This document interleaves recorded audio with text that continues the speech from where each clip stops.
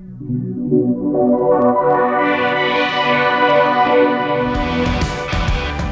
Doc, we better back up. We don't have enough road to get up to 88. Roads? Well, we're going, we don't need roads.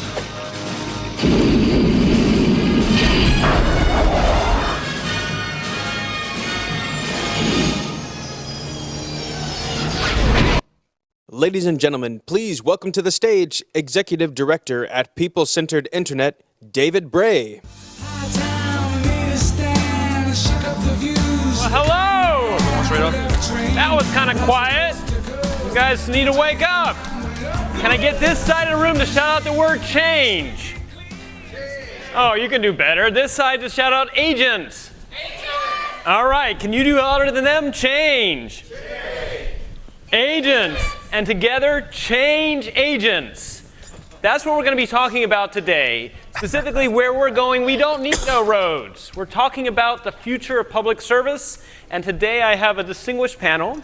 And we're going to open up with one of them introducing themselves and giving you a quick, about 30-second, what is an example of a positive change agent effort that you're familiar with in public service already? So David, if you don't mind kicking off. I'm glad to do it. Yeah, good to be here. Thank you. David Stevens, former CEO of Maricopa County in Arizona, serve about 5 million residents there. Very quickly, a very interesting project I've been working on is dealing with the traffic congestion across 26 cities. And so how do you apply artificial intelligence and data and people to respond better to traffic? How do you have the barriers between cities removed so traffic isn't free in one area but gets congested in the next area? That's been very fascinating. Excellent. And thank you, David. Teresa. I'm Teresa Shea Booher. I am here representing myself, but I am a public servant. And so one of the things that I am particularly interested in is having that discussion about people specifically with disabilities, but how do we engage everyone? And particularly when it comes to technology, we all use technology differently. How do we get to a point where we are allowing people to use technology in the most efficient and effective way possible, regardless of how that is or what that looks like? And as we trend toward very visual things in technology, for people who either are non-visual or interpret information differently, how do we make that connection and make it just as meaningful? Thank you, Teresa. Andrew? I'm Andrew Nebus. Right now I'm a federal contractor. It's amazing. I'm with a company called ASRC Federal, and we do work across the federal government. But I've been a multi-time government CIO since I was 21. A city, a state transportation, and then the Baltimore City Police Department for a while. And really what I look at is being that agent that can go in and rile up the troops and get them to think differently, because I approach problems very differently. That's what's sort of exciting for me. Thank you. Appreciate it, Andrew. And Nagesh. Hi, everyone. My name is Nagesh. I too am a public servant, but I'm here in my private capacity under a couple of other hats. But one hat of which that I'm very proud of is I'm an advisor to the AAA Slumless and Invention Ambassadors Program, where we've been, I think a project that has been really useful through that endeavor has been getting top-notch inventors to go out and evangelize on the importance of invention and in creation and for the innovation economy and how small businesses can play a role in that world too. And so some of our invention ambassadors include Steve Sasson, who invented the digital camera, Eric Fossum, who invented CMOS Pixel, Sana Gaspard, who is a small business owner developing next-gen robotic technology, along with Ayanna Howard, who's also an invention ambassador.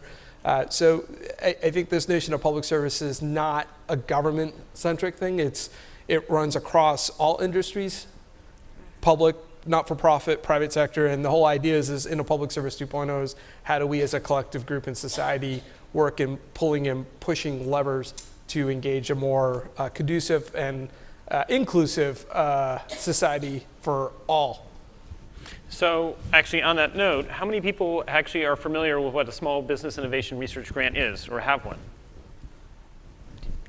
So we have some on stage, but it looks like this. Yes, we have some hands. So Nagesh, do you want to really quick tell people what it is, how much money it is that the government gives out each year? Sure. So this is, once again, I'm in my private capacity, but one of my day job hats is I work for the U.S. Small Business Administration, and I help on our SBIR program, which is the Small Business Innovation Research Program, is an annual $2.5 billion innovation fund for high-tech startups and high-tech small business companies to engage on federal R&D needs. It runs across 11 agencies from Department of Defense to EPA.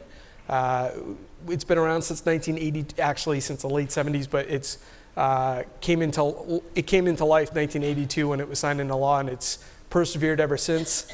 Some of the iconic companies that have graduated from the program that got their initial seed funding for starting their high-tech startup small business going forward back in the early days were Qualcomm, Biogen, Illumina, 23andMe, iRobot, Symantec, Made in Space. Pretty much the 3D printing industry itself was evolved from SBIR funding to high-tech startups that were solving those initial problems back in the 90s. So Qualcomm got their initial funding back in the 80s. Now they're a big company, they're everywhere, but they got their early start in the SBIR program. So it is the nation's, we call it America's Seed Fund. We essentially incentivize next generation science and technology innovation with a commercialization bent to occur. It's non-dilutive. We don't take an equity stake. You keep the intellectual property. You keep the money. You just tell us what you did and get the job done. So contrary to the belief that government is not innovative, we actually fund innovation to the tune of great deal $2.5 billion a year. Yeah. But More the high-risk stuff, right? it's all high risk, high reward. So if you think about it, when we were funding Illumina and 23andMe, for example, that was all genetic testing. Now it's drilled down to $1,000 for a test, right? But that was because we were funding a lot of that technology, high risk, high reward issues back in the day to de-risk. So obviously the audience is interested about what's next. And I want to put forward the premise that the world we're going to is one in which increasingly thinking about geography might be moot. And in fact, we'll put forward the premise that just thinking about just government may be moot, because packet latency between Topeka, Kansas and Washington, D.C. is no longer 4 days on horseback, but milliseconds. And so that's why we want to talk about public service that includes members of the public contributing if they want to. They don't have to if they don't want to. Public-private partnerships that may also be contributing, and government professionals. And so for our panel, what would be something that's next on the horizon where a private sector entity or a nonprofit or a member of the public might be able to help advance and improve how public service delivers results? Anyone want to take that one? Well, I can jump in. Sure.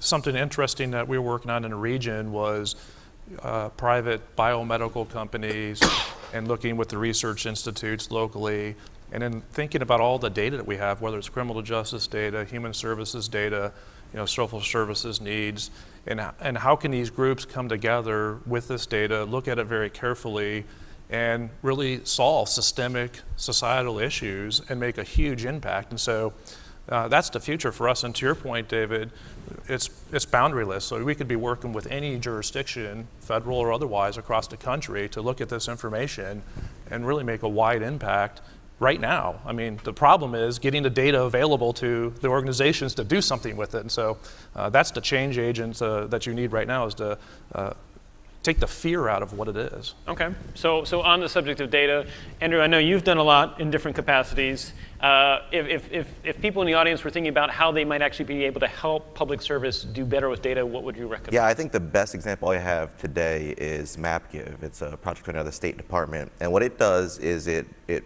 lets anyone, anywhere in the world, contribute to map data for humanitarian causes. So Puerto Rico has a lot of infrastructures now, and we need to remap how that country has or has not, infrastructure.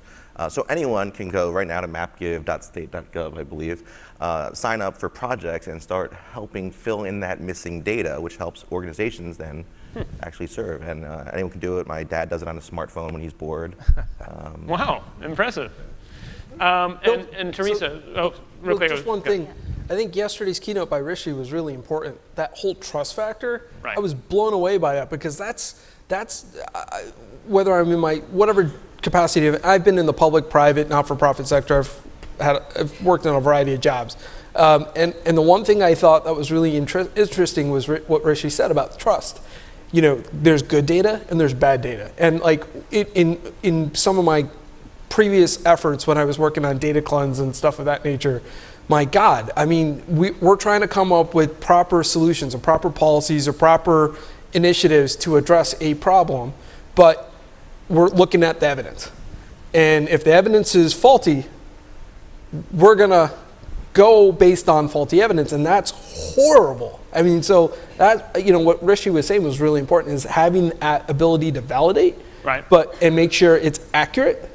I mean, that was so much. It's not. It's one of those things where you're like, well, duh, yeah, that makes sense. But at the same time, when I heard him say it, I was like, damn it, this really needs to be the mantra. Yeah, a lot of what I've done for years is really opening data externally and internally. And usually the first cut of the data from your back-end system, someone says, oh, that's all wrong. Oh, that doesn't mean that. That field is totally not described. Right. And opening that up so that people can start making comments and pull it apart and fix it, hopefully internally first, and then publicly, you get a lot better information. When we did a redistribution of how police officers should be deployed in Baltimore, we had to throw out about 85% of our dispatch data because we knew it was faulty. You know, events don't close in 1 second, so that probably was called in after the fact. So we couldn't use that to say, what's our staffing model? So yeah, you know, so data-driven public service will only be as good as the data that's being brought, and hopefully we could possibly involve public and well as public-private partnerships to improve it. But Teresa? And I think that that's really important, of looking at that dichotomy of who that public sector is and really getting involved. And that's where I see, I mean, let's be honest, yesterday there was a lot of talk about bias, and there is a lot of bias, particularly when it comes to technology and data. Who's using it? Who's plugged in? And I would see a future of public-private partnership with people really getting plugged into who's not using it and why not. We look at, particularly in the health industry, of older Americans. They're one of the biggest, healthcare for them is one of the biggest financial costs that we have. And yes, we're moving a lot in telehealth and medicine, but are they using it? Are we focused on this one population? No, we're not. So how do we get there? How do we get those people who are not engaged to both understand and adopt? So I'd be very interested, and I think there's a lot to be said for looking at those populations that aren't plugged in. Excellent. So I'm going to take a cue from Esteban, and we're going to go to lightning round. And this is the idea of possible things that can be done to move public service forward. So you each get like a real quick sentence as to what that might be. And the goal is, what if we had an app or a service that you could go to and you could ask the machine any question about how to engage government or a public service on a function? Like, how best do I file my taxes? Which forms do I use? How do I file for a visa? Things like that. So what would be the first project or pilot that you would recommend? And I'll call on you if you don't. So Andrew, you go first. Oh, what project? Well, you know, I think it's how do I best engage with, who do I need to engage with, right? So we have a lot of issues, and this is throughout my government career, where actually at Edison, the first city I was the CIO of, people would email me because at least I would respond, and they'd be asking me legal questions and how do I get someone out of jail? I'm like, I'm just a guy who's answering email. Here you go, knock it out. So it really is the how do we engage the public with the right resources who are very interested in their issues and can make a difference, rather than the, you know, I'm just gonna send tons of messages to someone who might not be interested in that message. Yeah. So that gets to the question real quick about the idea of you want people to come to you with their questions and be able to answer it, as opposed to flooding them with tons of spam. Yeah, and I think again it's that two-way conversation and trust where. So Nagesh. So I actually want to build off that. If you could actually, this is me being color commentary, get shit done.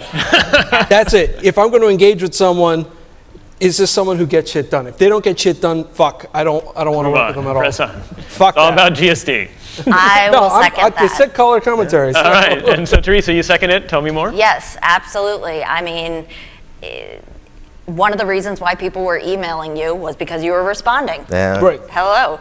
I don't care what the system is. If there's a block in that system, I'm going to find a way around. And I think that it's the who gets shit done. Yeah, I think actually, so there's a startup, it's been around for a while, called C-Click-Fix. It's a wonderful guy from Connecticut. And he built an app that basically you complain about stuff. And in the beginning, he just found public email address and said, oh, here's your mayor's email address. I'll email the pothole to that person. I'll email the graffiti to that person. Until eventually they're like, oh, okay, well, we can tie this into our 301 center and actually deal with the issue and get you the feedback. And it'd almost be great to have Yelp reviews for government offices.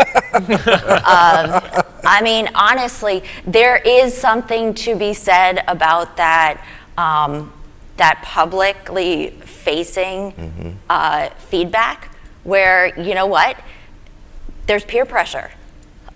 If people say you suck, you're going to want to do something about it. So in DC, there's a website that rates government cafeterias. I'll share it with you later.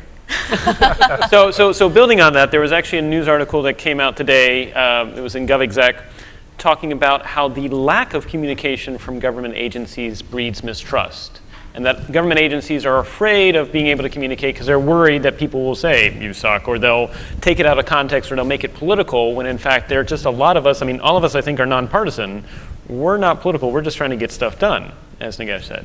And so the article was pointing out that the lack of communication is breeding mistrust, especially in this era in which we thought that more information online and more transparency would lead to more truth and understanding. And what we have found, and this is near and dear to my people-centered internet heart, more information online has led to each of us with our different cognitive biases taking a piece of it, but walking away with it and thinking X versus Y versus Z. So we're actually pulling ourselves apart as together. So would be open to the panel's thoughts about, in an era in which we have all this information and we have cognitive biases and we have politics, even though none of us are political, how do we help move forward in a nonpartisan way to just getting stuff done and delivering services to the public? So I think to build off on that, I mean, this is where that value of the public-private partnership comes into play. You know, this is where the private sector and the not-for-profit sector, you know, help evangelize and validate, you know, the good work and the efforts that are coming out of the public sector that actually are long-term and for the betterment of the entire country. I mean, that's part of it. I think the other thing too, you know, talking about what you're saying, it comes back to what Rishi was saying, that whole trust factor. You know, you want to have folks who are validating. Like, if someone said I suck, I want to know who said it. Was it Right. was it someone who just has an axe to grind, or was it a friend? If a friend said it, then it was like, oh, okay, maybe maybe there's some truth to it. But if it's some random person who said it, I'm like, what? Right. It's probably a bot. That's what I'm thinking. It's like one of those chat bots. We've never seen bots in public service. So. David, do you have thoughts? Yeah, I think it's just the fear of data, you know, and you really need to stop making it a stick and help people to see that it actually can make a positive impact. And that's hard to do in the government space, to your point, but you got to be tenacious on that and continue to show results that when you embrace the data and you see that it's not just a stick to beat you down with, but actually to improve on, continuous improvement, if you will, we'll get there. And going back to the, you know, what would I like to see for communication? How about Alexa, where's my dog? I lost it. Right? I mean, something simple like that. For people who are so passionate about their pets, and it's so difficult, and the impact is significant if you don't find it soon enough. And they actually didn't see the value of public service. I actually would be interested in, when do we elect a algorithm or an AI to be the dog catcher or be the trash collector? Yeah. So we now have some time. We have about 2.5 minutes. Are there any questions from the audience? Oh, we got someone all the way in the very back there. back. Let's see if we can get the mic to you ASAP. It's in its way. Here he comes. Thank you. My question is really about, you know, Andrew, when you were saying about how you are so responsive, and you seem like you were a team of one being responsive. Now, obviously, that doesn't scale, and I obviously don't think that just throwing a chat bot in front of me, shout out to FedEx, because I was ready to throw my computer. But in the name of just being responsive, they still didn't build that trust factor with me. But you are a human on the other side. So I say that to say, what do we do with even our hiring practices or the teams that we build? Because you're not a single person in government, but how do you now build that culture of responsiveness? Yeah, so my entire career, it was really about building that team up so I could sleep sometimes, or take vacations, maybe. And really, so the team I work with now is really a bunch of superstars. They're all either C-level executives or maybe they will be at their next job. So it's great. Right now I have not looked at my email all week and I haven't got any text messages, so I think I'm okay. But it's really important. And what's neat about that is where we found success is we have very different people. So I work with somebody that we stole from Silicon Valley. I work with someone who was in the defense for a while, and myself, again, mostly state and local. And it's learning what we don't know about how others interact and building off that. And so when I'm away, it continues. I have a wonderful veteran who I work with who is handling, I think, everything this week. So shameless plug, can you mention the agency that you're working with? Yeah, I'm primarily at the Federal Communications Commission right now. Excellent. Can I also add, a good leader is a leader that is willing to roll their sleeves up and get in the trenches. My boss, myself, like the people I've worked with, I make sure I answer the emails, phone calls, I play receptionist too, that kind of thing. Like, I roll my sleeves up, I expect my people to do that. So that's the way I've operated with my bosses, like roll the sleeves up and get in the trenches, because that's the way to lead. So Teresa, one last thought, you get the closing thought. Okay. What would you do to encourage and champion, since you're in public service, what would motivate you to scale and actually encourage others to be change agents too in your environment?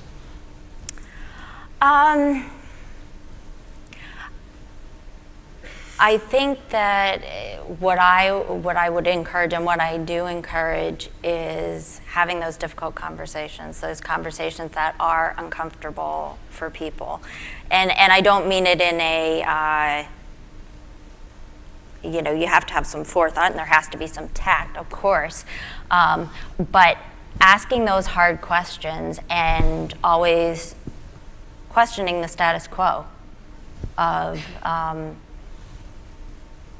that's what asking those questions, getting those different perspectives and saying, this is not good enough and I'm willing to do something about it is really how we're going to get there, and finding people who support that idea and honestly want to make public service better. Thank you. All right, so I think we're now at our time. I want to thank David, Teresa, Andrew, and Nagesh. They'll be available later if you have additional thoughts. Hold on. David. Okay. So David was dealing with a little bit of an emergency yesterday, work emergency, so he was not able to get his BT-150. So I'd like to take a moment to recognize Dr. David Bray. Can we do a photo together? Yeah, let's do that. Let's get a team photo of change agents. All right, I'll slip in. All right. Change agents. Woohoo! Thank you all. Nice. And again, we welcome your ideas after the event. Thank you.